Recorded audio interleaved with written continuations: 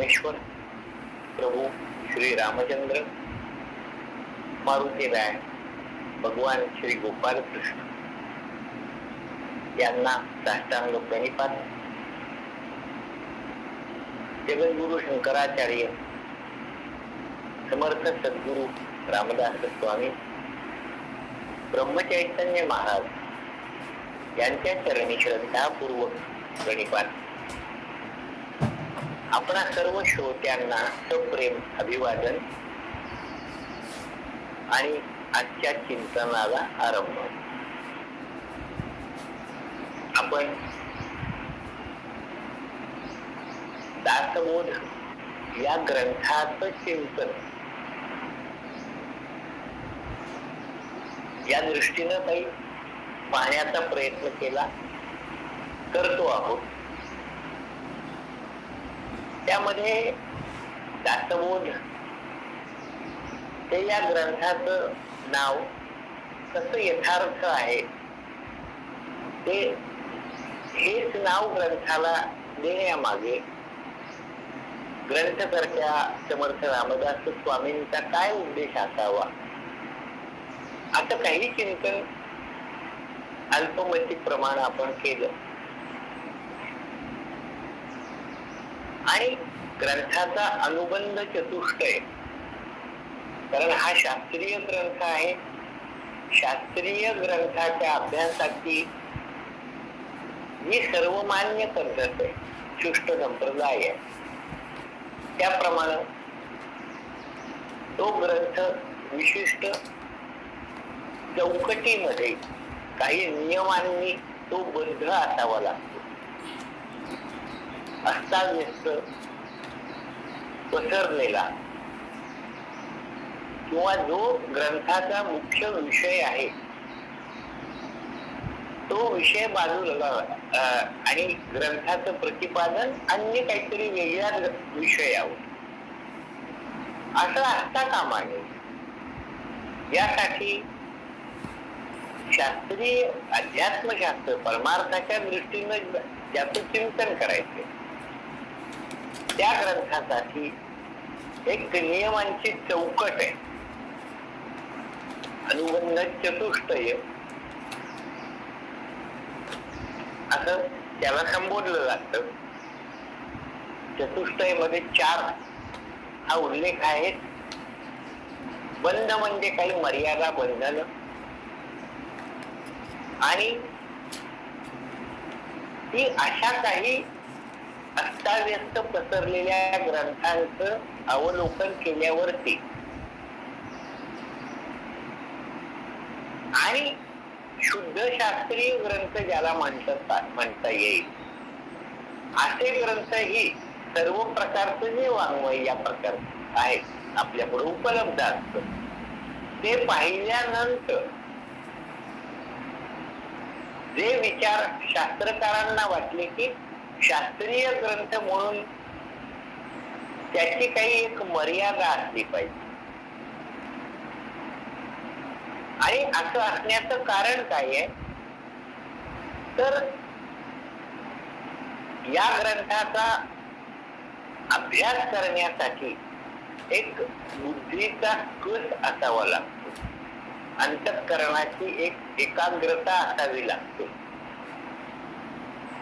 या ग्रंथामध्ये किंवा आध्यात्मिक ग्रंथामध्ये, कोणत्याही ग्रंथामध्ये, आध्यात्मिक ग्रंथामध्ये जे प्रतिपादन केलेलं असतं, प्रतिपाद्य विषय, त्याचं स्वरूप हे ठरलेलंच आहे. दासबोध हा एक ग्रंथ आहे, ज्ञानेश्वरी आहे, भागवत आहे, पंचदशी आहे, असे अनेक प्रकरण ग्रंथ, भाष्य ग्रंथ, टीका ग्रंथ आपल्या पुढे उपलब्ध असतात.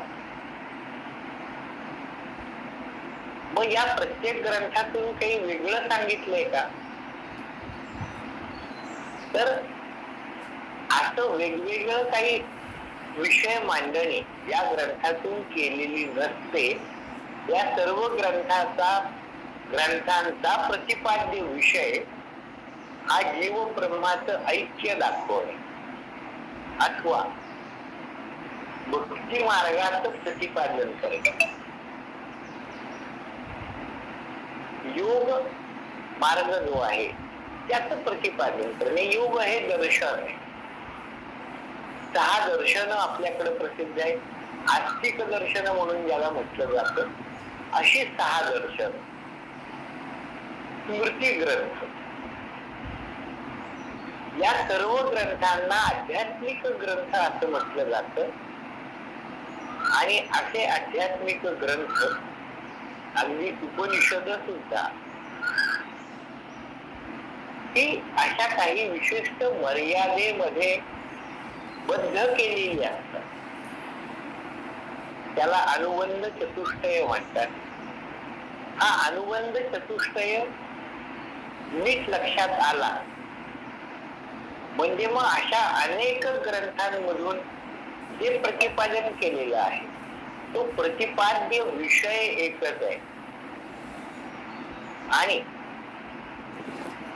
तो प्रतिपाद्य विषय ज्याला समजून घ्यायचा आहे, त्याचं ज्ञान करून घ्यायचं आहे, असा अधिकारी सुद्धा एका विशिष्ट प्रकारचं आचरण करणारा किंवा तशा प्रकारचं आचरण करून त्याने स्वतःचा अधिकार सिद्ध केलेला असा असावा लागतो.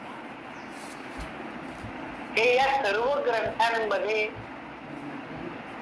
असणारं साम्य आहे. म्हणून हा अनुबंध चतुष्टय या ग्रंथालाही लागू आहे ना. हे श्रोत्यांनी, साधकांनी तपासावं, अभ्यासावं.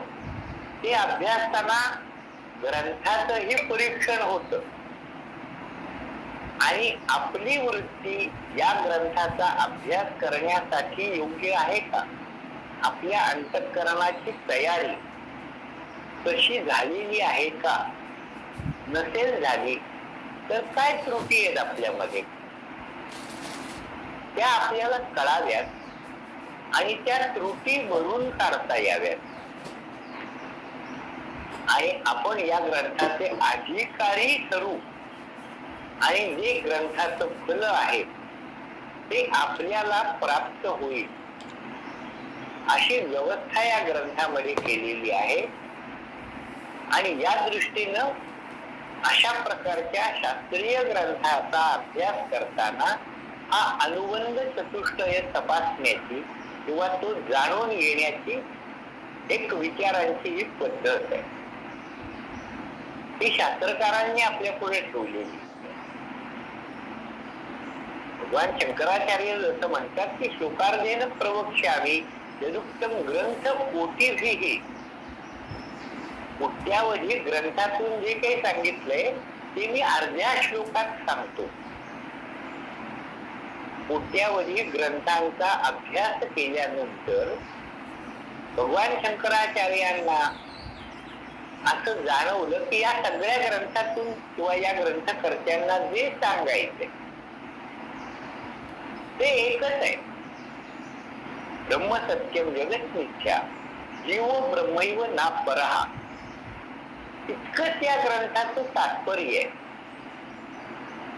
मग जर का तात्पर्य किंवा ग्रंथाचं फल, प्रयोजन हे जर का इतकं अगदी अर्ध्या श्लोकात सांगता येतं तर मग इतका मोठा ग्रंथाचा विस्तार, इतके ग्रंथ कोट्यावधी हे कशा करता. याचं मुख्य कारण हेच आहे की हा विषय अर्ध्या श्लोकात सांगता येऊ शकेल इतका साधा, सोपा आणि सरळ आहे. पण मनुष्याची अंतःकरण वृत्ती त्या ठिकाणी एकाग्र नाहीये.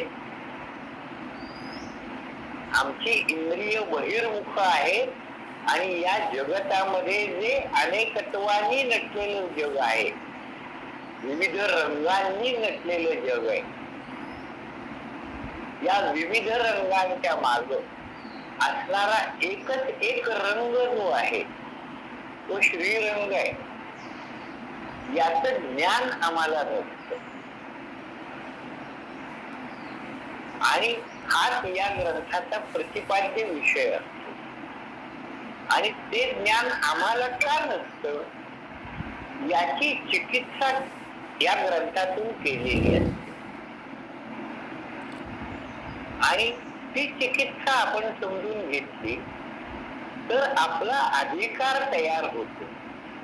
आपला अधिकार सिद्ध झाला म्हणजे मग ग्रंथाचा प्रतिपाद्य विषय आणि त्याचं मिळणारं फल याचा आपला संबंध जुळून येतो. संबंध जुळून येणं यासाठी या ग्रंथाचा हा अनुबंध चतुष्टय अभ्यासावा लागतो. संबंध जुळून येणं म्हणजे काय? आपण विवाह संदर्भामध्ये ती भाषा वापरतो, संबंध जुळून येणं. खटपट खूप करावी लागते. काही जणांना ते सहज जमतं, पण बहुतेक वेळेला खटपट करावी लागते. वर संशोधन, वधू संशोधन असा कार्यक्रम चालू असतो. आणि मग बऱ्याच वेळेला असा अनुभव असतो की खूप प्रयत्न करतात. कुठे कुठे वधूवर सूचक मंडळ, तिथं नावं नोंदवली, ओळखी पालखीचे लोक, मित्र मैत्रिणी यांच्यात सांगितलं कर्तव्य आहे बर का, पण अजून योग जुळून येत नाही.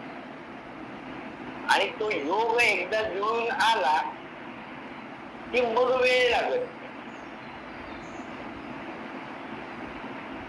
त्यावेळेला योग जुळून येणे म्हणजे संबंध प्रस्थापित होणे. दोन घरातले संबंध, वधू-वर यांचा संबंध, हे आपल्या परिचित असणाऱ्या गोष्टी आहेत. प्रत्येक सर्वसामान्य माणसाला हा विषय माहिती आहे. आणि या पद्धतीने आता असे संबंध जुळतात, मग ते किती टिकतात, किती प्रेमाचे राहतात वगैरे, हा अनुभव व्यावहारिक पातळीवरचा आहे. म्हणून कोणताही दृष्टांत जेव्हा परमार्थासाठी आपण विचारात घेतो तेव्हा तो सर्व बाजूनी पूर्णपणाने त्याचा विचार करत बसायचा नाही. जितक्या पुरता तो संदर्भ घेतला तितकाच तो लक्षात घ्यायचा. अशी या ग्रंथाच्या अभ्यासाची एक पद्धत आहे. आणि हे सर्व प्रतिपादन या अनुबंध चतुष्टयातून केलेलं किंवा तसा अभ्यास या अनुबंध चतुष्टयाचा अभ्यास करताना साधकाने करावा. नुसती या ग्रंथाची शास्त्रीय माहिती असा एक अकॅडमिक पद्धतीनं अभ्यासक्रमाचा एक भाग म्हणून या प्रकरणाकडे नाही पाहिजे. या प्रकरणाचा अभ्यास करताना यापासून मला या ग्रंथाचं फल प्राप्त होण्याची क्षमता माझ्यात येणार आहे. माझ्या ठिकाणी अधिकार तयार होणार आहे. कारण ते फल असं आहे की ते सहजासहजी कुणालाही पचत नाही. आपण दूध हा पदार्थ सगळेजणच वापरतो. गाईचं, म्हशीचं, शेळीचं, अगदी क्वचित प्रसंगी ही दूध वापरली जातात. आपण सर्वजणच त्याचा वापर करतो. क्वचित प्रसंगी बाल दमा ज्यांना असतो, मुलांना छोट्या, त्यांना त्या दम्यावरचं औषध म्हणून गाढविणीचं दूधही देतात. ते जाणकार लोक ते कसं द्यायचं वगैरे ते ओळखतात. तसं वाघिणीचं दूध आहे. हा परमार्थ जो आहे तो साध्य करायचा म्हणजे वाघिणीचं दूध काढायचं. आणि वाघिणीचं दूध कसं काढतात वगैरे मला माहिती नाही, कधी मी प्रयत्न केलेला नाही, पण त्याचे जाणकार जे त्यांनी हे सांगून ठेवलेलं आहे की आपण दूध घेतो, आपल्याकडे काही जी काही भांडी असतात, बहुतेक स्टीलची, स्टेनलेस स्टीलची पातेली आपण सध्या वापरतो. पूर्वी तांब्या पितळेची होती, चांदीची होती, अशी भांडी वापरत होती. त्यामध्ये आपण दूध घेतो, ते तापवतो, वापरतो, सगळं करतो. वाघिणीचं दूध जर काढायचं असेल तर ते अशा भांड्यांमध्ये काढता येत नाही. त्याचं ओझ फार प्रखर आहे.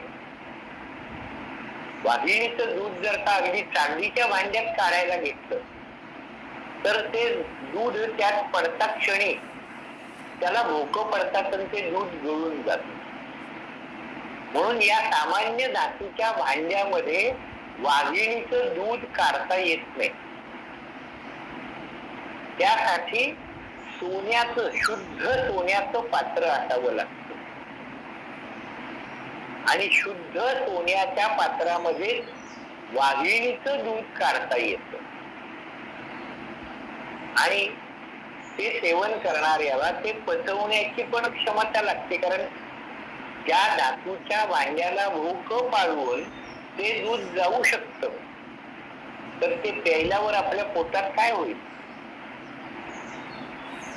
पण वाघिणीचं दूध पिऊन वाघासारखं आपलं ओझ, आपलं बल एक संपन्न करणे, यालाच पुरुषार्थ म्हणतात.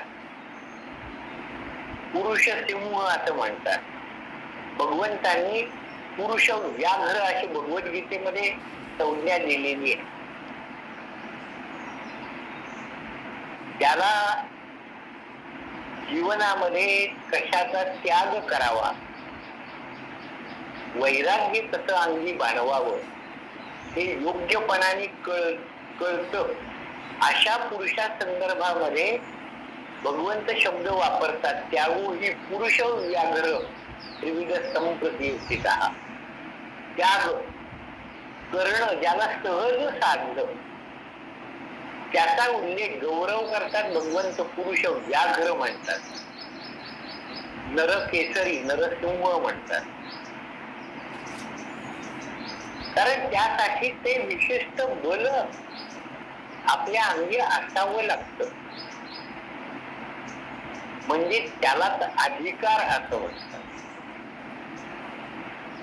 तो अधिकार आपल्या अंगी यावा यासाठी काय करावं लागतं, ती जी साधना सांगितली त्याला साधन चतुष्टय असं म्हणतात. आपण आतापर्यंत जे पाहिलं त्याचा संबंध काय, त्याचा आपल्याशी संबंध काय, हे जर का लक्षात न घेता नुसता शास्त्रीय ग्रंथाची ती आवश्यकता म्हणून जर का आपण त्याचा विचार केला तर इतकं जे काही 5 दिवस चिंतन झालं किंवा आजही चालू आहे, यातून आपल्या भांड्यात काही पडणार नाही. आपलं भांड गळकं असेल आणि त्यातून ते गळून जाईल.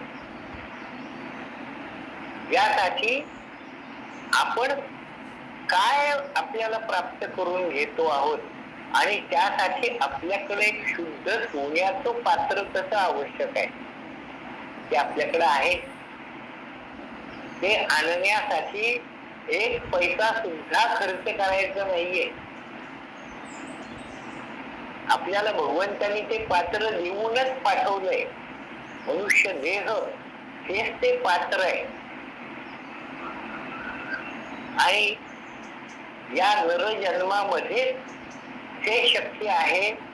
म्हणून या नरजन्माचं सार्थक ज्याला म्हणतात ते या प्रकारची प्राप्ती करून घेणे, म्हणजे स्वस्वरूपाची ओळख करून घेणे. जीव आणि ब्रह्म हे एकच आहे. मी जीव आहे, मी जन्माला आलेलो आहे, मी काही काळाने मरणार आहे, अशा प्रकारचे विचार आपल्या मनामध्ये न येता मी सच्चिद आनंद रूप आहे, अमृत ज्याला म्हणतात ते अमृत रूप मी आहे. मला मृत्यूचं भय नाही. नमे मृत्यू शंका नमे जाती भेदा. पिता नैव मे नैव माता न जन्म न बंधुर न मित्रम गुरुर नैव शिष्यः चिदानंद रूपः शिवोहम शिवोहम. ही आपल्या स्वरूपाची ओळख आपल्याला विस्मृतीच गेलेली आहे.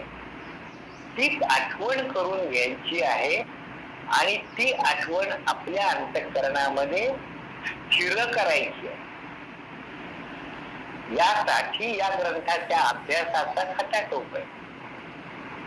आणि म्हणून ही सगळी शास्त्रीय बैठक जी आहे ती सुरुवातीला शब्द पातळीवरती समजून घ्यायची, मग ती हळूहळू आपल्या वृत्तीमध्ये मुरवायची, आपल्या आचरणात आणायची आणि आपली बहिर्मुख असणारी वृत्ती अंतर्मुख करून